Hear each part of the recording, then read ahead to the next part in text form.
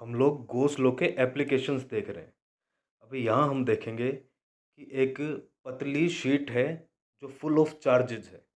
वो पतली शीट पे चार्ज ही चार्ज फैला हुआ है, ठीक है। और उसकी वजह से इलेक्ट्रिक फील्ड कितना होगा, ये गोस लॉ का यूज़ करके हम कैसे निकाल सकते हैं, यही देखेंगे। तो मैं यहाँ शीट बना लेता हूँ, है ना।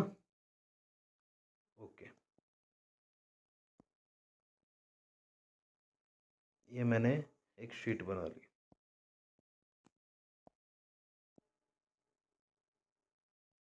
ओके, अब क्या करेंगे।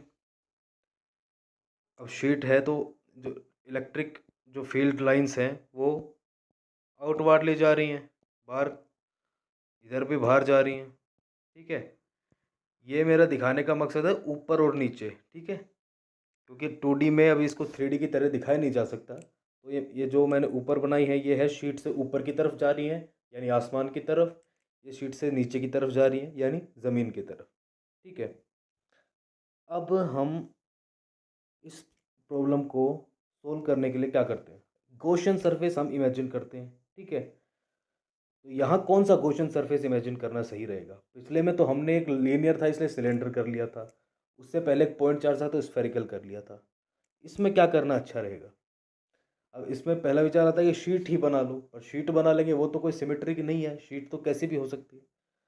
तो क्योंकि ये अपर और लोअर की बात कर रहा है इसलिए हम यहाँ भी एक सिलेंडर ही बनाएंगे, और उस सिलेंडर से हमें पता चल जाएगा कि हमें क्या करना है, ठीक है।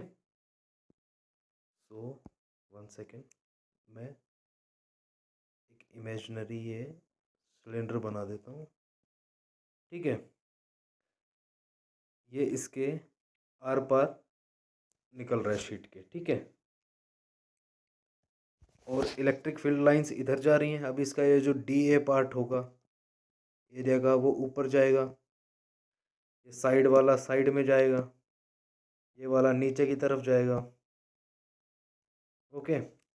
और जो इस शीट की पिछली बार जब हमने लाइन बनाई थी तो उसकी लैम्बडा लिखी थी चार्ज डेंसिटी, इस शीट की चार्ज डेंसिटी सिग्मा होगी, ठीक है। प्लेन की जो होती है वो सिग्मा होती है, वॉल्यूम की हम रो लिखते हैं। ये तो पता होगा, बेसिक चीज़ें हैं। वरना आप एक बार अपने नोट्स उठा के देखोगे तो उसमें आपको लिखा हुआ मिल जाएगा सिग्मा, ठीक है। ये होगी क्या, चार्ज डेंसिटी, चार्ज डेंसिटी। ये सिलेंडर क्या हो गया अपना, गॉसियन सरफेस,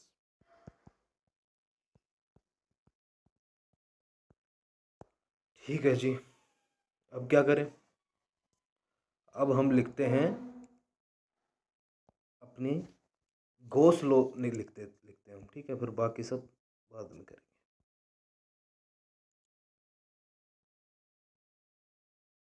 गॉस लॉ लिख देते हैं, E/dA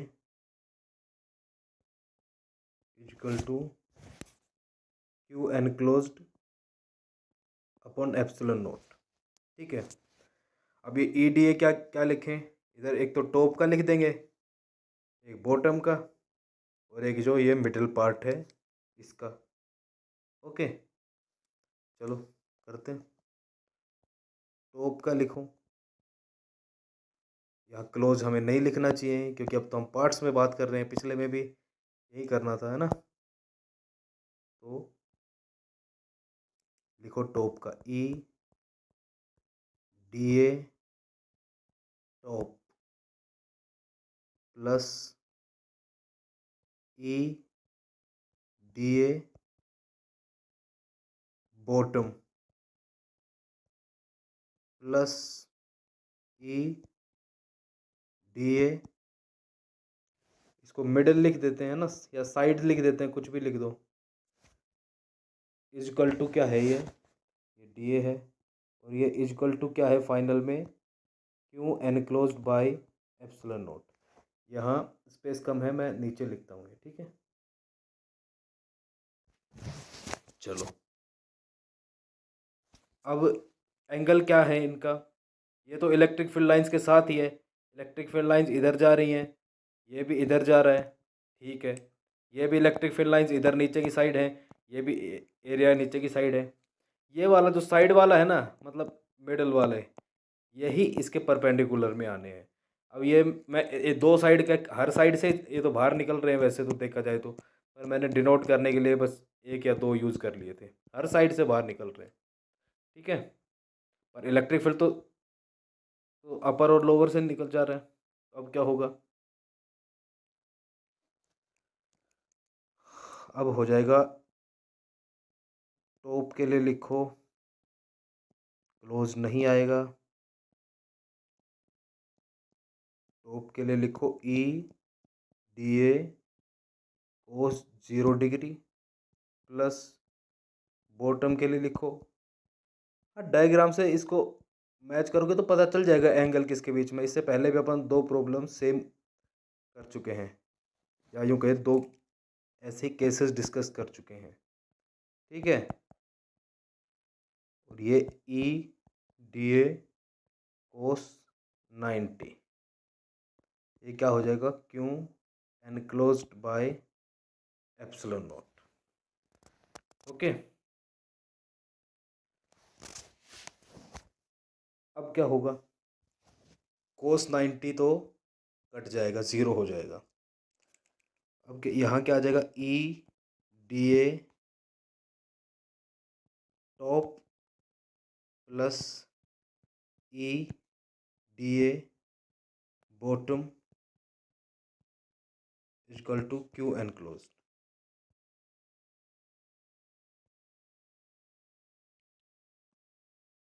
equal to Q enclosed, right.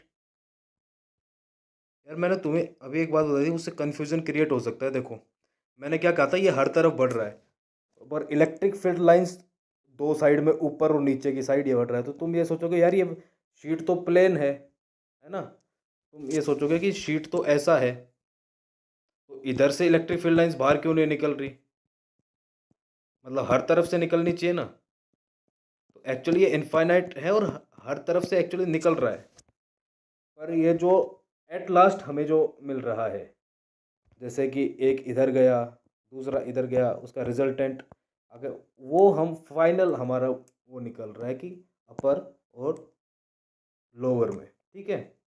अभी तुम ये सोचो कि वो क्यों नहीं निकल रहा, इलेक्ट्रिक वो है तो वो हर तरफ ही निकलेगी बाहर की तरफ इलेक्ट्रिक फील्ड लाइंस, ठीक है। चलो आगे, q enclosed by epsilon naught लिख दिया हमने। अब क्या आ जाएगा, e a plus e a equal to q enclosed by epsilon naught. अब ये क्यू एन क्लोज को क्या लिख सकते हैं, मैंने पिछले बार जब हम लीनियर की बात कर रहे थे तो हम क्यू एन क्लोज को हमने लैम्डा एल लिखा था ना। अब प्लेन की बात कर रहे हैं तो क्यू एन क्लोज यहाँ क्या आ जाएगा, वहाँ लैम्बडा था यहाँ सिग्मा है, वहाँ लेंथ थी क्योंकि लाइन की बात हो रही थी, यहाँ प्लेन की बात हो रही है, तो एरिया आ जाएगा सिग्मा ए, ओके। चलिए लिख देते हैं सिग्मा ए, तो 2 E a equal to sigma a by epsilon naught. E equal to क्या आ गया, सिग्मा बाई 2 एप्सिलॉन नोट, ठीक है। ये तो आ गया मैग्नीट्यूड। इसकी डायरेक्शन किधर आ जाएगी, डायरेक्शन देख लो, डायरेक्शन तुम्हारा ये जिधर, इसको क्या बोलना चाहिए हमें,